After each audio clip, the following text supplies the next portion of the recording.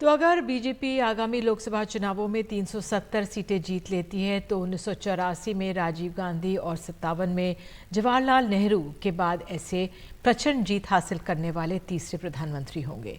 370 सीटों की जीतों पर लक्ष्य वाकई एक चुनौती है। आखिर ये चुनौती है कहां और इसको पार करने के लिए प्रधानमंत्री मोदी की अगुवाई में बीजेपी को कितनी मेहनत करनी होगी, देखिए ये खास रिपोर्ट। आज स्वयं मेघराजा भी इस विजयोत्सव में शरीक होने के लिए हमारे बीच है। ये धूम धड़ाका भरा जश्न 2019 का है, जब बीजेपी ने 303 सीटें जीती थी।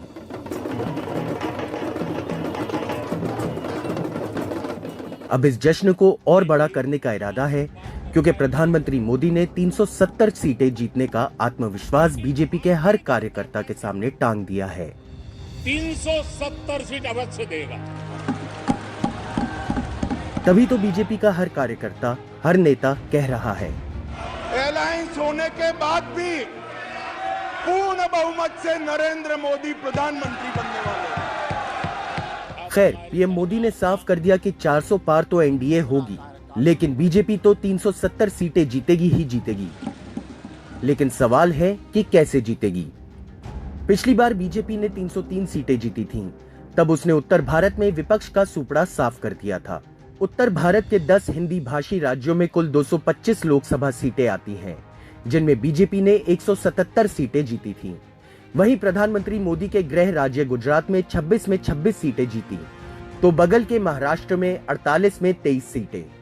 वहीं बीजेपी के लिए दुर्गम माने जाने वाले राज्यों में देखें तो पश्चिम बंगाल में 42 में 18 सीटें, उड़ीसा की 21 में 8 सीटें, असम के 14 में 9 सीटें, तेलंगाना के 17 में 4 सीटें और कर्नाटक की 28 में 25 सीटें जीत ली थीं। यानी 290 सीटें तो इस तरह आई, जब बाकी कई राज्यों में 1-2 सीटें जीतकर आंकड़ा 303 पहुंच गया था।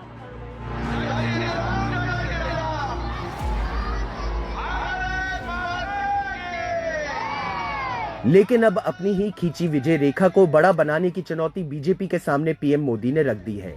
पीएम मोदी ने खुद को ओबीसी बताकर देश के 54% आबादी पर भी हाथ रखने की कोशिश की, लेकिन जवाब में राहुल गांधी जातिगत जनगणना पर अड़े हुए हैं। आजकल इस पर बहुत चिंता जताते हैं कि सरकार में ओबीसी कितने लोग हैं, कितने पद पर कहां है, उसके हिसाब किताब करते रहते हैं। लेकिन मैं हैरान हूं, उनको इतना सबसे बड़ा ओबीसी नजर नहीं आता है।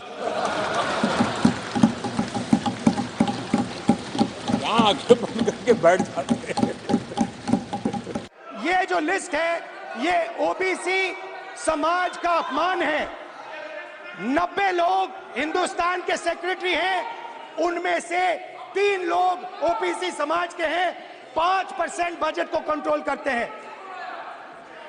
तो जल्दी से जल्दी आप कास्ट सेंसस कीजिए।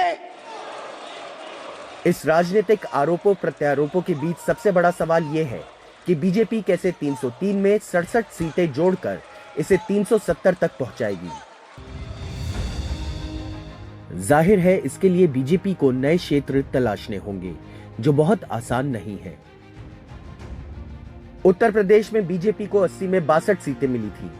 अब की चुनौती के लिए उसे कम से कम 10 सीटें बढ़ानी होगी। उसी तरह महाराष्ट्र में पिछली बार मिली 48 में 23 सीट की जीत को 30 तक बढ़ाना होगा, यानी 7 सीटें बढ़ानी होंगी। पश्चिम बंगाल की जीत को 18 से 30 करनी होंगी। तो मध्य प्रदेश, राजस्थान में जिन 1-1 सीटों को बीजेपी हार गई थी, उसे भी जीतना होगा। उसी तरह छत्तीसगढ़ में हारी दोनों सीटों पे बीजेपी को जीतना होगा। उड़ीसा में 8 वाली जीत को 15 तक पहुंचाना होगा, तो असम में 9 की जीत को 12 तक। अब दक्षिण की तरफ बढ़े तो आंध्र प्रदेश, तमिलनाडु और केरल जैसे अहम राज्यों में जीत को 0 से 10-10 पर ले जाना होगा। वहीं तेलंगाना में 4 वाली जीत को 8 पर, कर्नाटक में पुरानी जीत को कायम रखना होगा।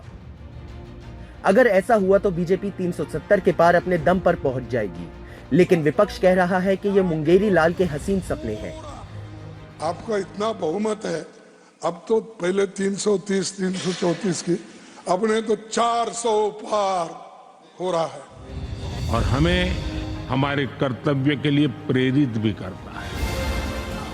बीजेपी को यकीन है कि विपक्ष तो टूटे मन से काम कर रहा है। मिलकर के नए भविष्य का श्री गणेश करने जा रहे हैं। ऐसे में वो कहां रोक पाएगा, लेकिन बीजेपी के सामने दो अहम चुनौतियां हैं। चुनौती नंबर 1, उत्तर भारत की पिछली जीत को हर हाल में बरकरार रखना, और चुनौती नंबर 2, दक्षिण भारत के कई राज्यों में मिले शून्य को शानदार सफलता में बदलना।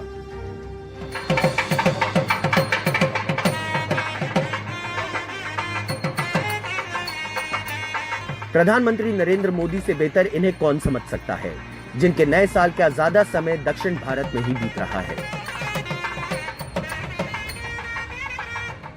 Bureau report, NDTV India.